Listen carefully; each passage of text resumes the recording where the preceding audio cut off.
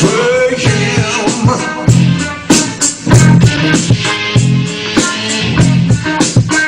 Well, hello, I'm Jim Driver and welcome to the latest video. If you're into classic 70s rock and quirky music trivia, then you're definitely in the right place. Today I'm counting down 7 little-known rock music secrets from the 1970s that are honestly mind-blowing. That's pretty mind-blowing. Without any further ado, let's just get on with it. Oh, my fearing whiskies. I'm late. Number one is...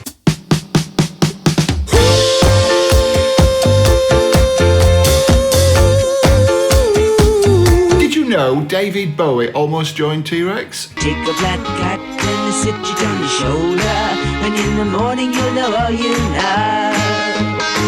Yep, Marc Bolan and Bowie were friends early on, and Bowie even played sax on a few sessions. In 1969, Bowie toured with T-Rex doing a mime act depicting the Chinese invasion of Tibet.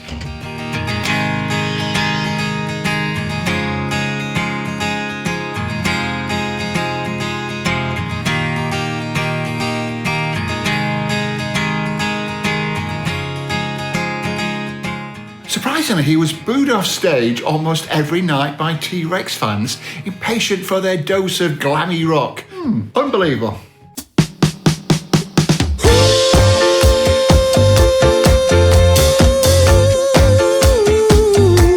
Although John Bonham's drumming on Stairway to Heaven is considered iconic and one of his best, Led Zeppelin's powerhouse drummer hated performing it on stage.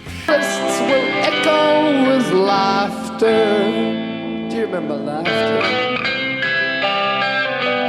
He found it boring and overblown. He used to roll his eyes during the intro, and let's be honest, he's certainly a great judge of musical quality, in my opinion, that is. In the 9th grade, I did an oral report on Stairway to Heaven, and I got a B+. At this point, could I just say that if you're not already subscribed, it would save both our lives. If you could please rectify that immediately.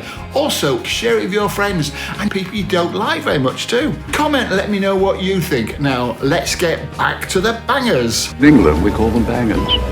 Do you know the story about the drummer on the Bee Gees' million-selling single?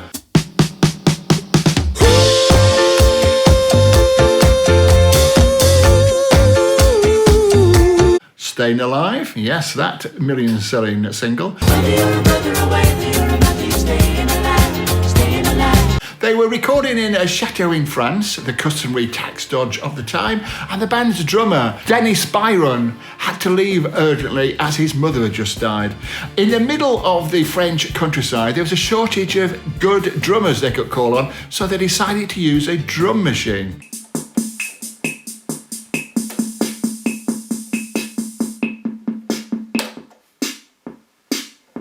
Didn't really work out. They hated how it sounded. After listening to the drum track for the already finished Night Fever,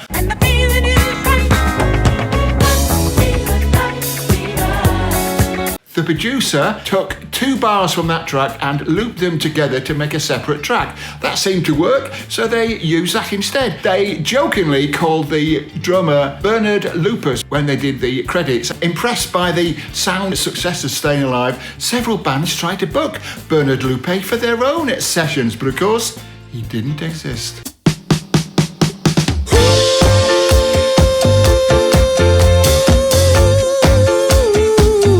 Get on to ABBA. We've done Stayin Alive. Let's get on to the other rock icon, ABBA. I'm the first in line.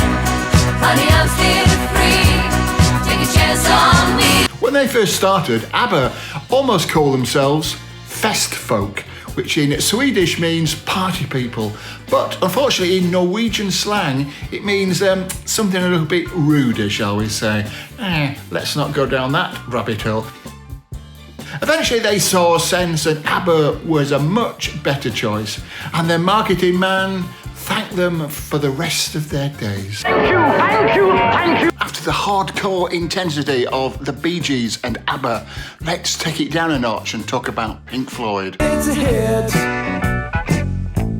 Don't get me back too good. Do you remember the famous inflatable pig that flew over Battersea Power Station and broke loose, drifting into Heathrow airspace and grounding flights?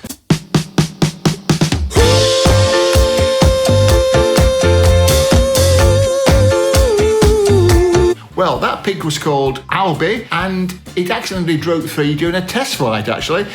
Eventually it was grounded, but not before it had caused mayhem and damage that cost the band many millions of pounds in damages, including compensation for traumatising a herd of dairy cows in Kent. After Pink Floyd split, Roger Waters claimed the copyright for using the pig motif on stage, but the rest of the band disagreed, and that led to a huge legal action which only just recently was settled out of court, and pigs might fly.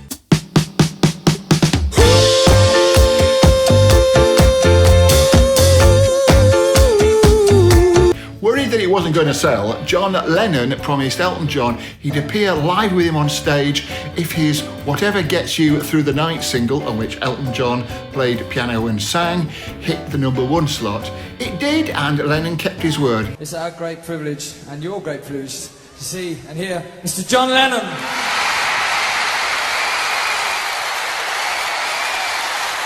That night on the 28th of November 1974 was Lennon's last major stage performance in front of an audience.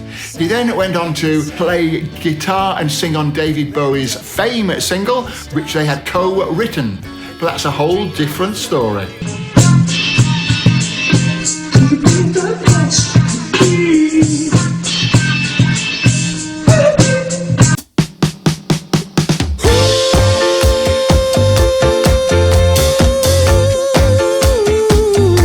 Finally, number 7. Did you know that Queen absolutely bombed on their first ever American show?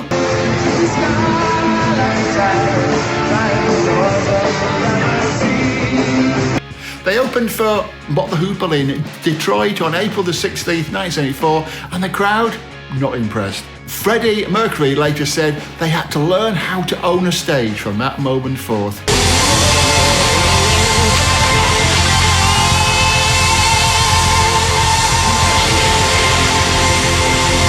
So, which fact surprised you the most? Let me know in the comments. And have you got one of your own? If so, I could steal it from you, pretend it's mine, and make a future video with it. That would be very kind of you. See you in the next video, and please keep watching my videos, otherwise I'll cry. If you want to avoid the zombie apocalypse, you know you have to like and follow and all that sort of stuff, and subscribe and share. And anyway, bye. Thank you.